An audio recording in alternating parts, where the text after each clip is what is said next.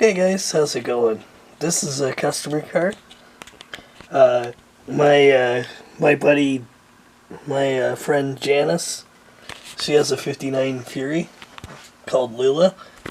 Well, I'm building a '58 Belvedere that looks like Lula. So already got the hood black.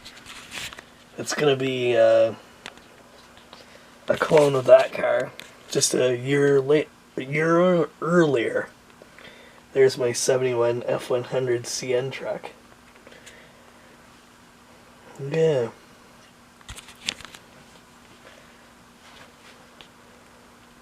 We'll see you later, guys. I got some wagon wheels for the CN truck. I actually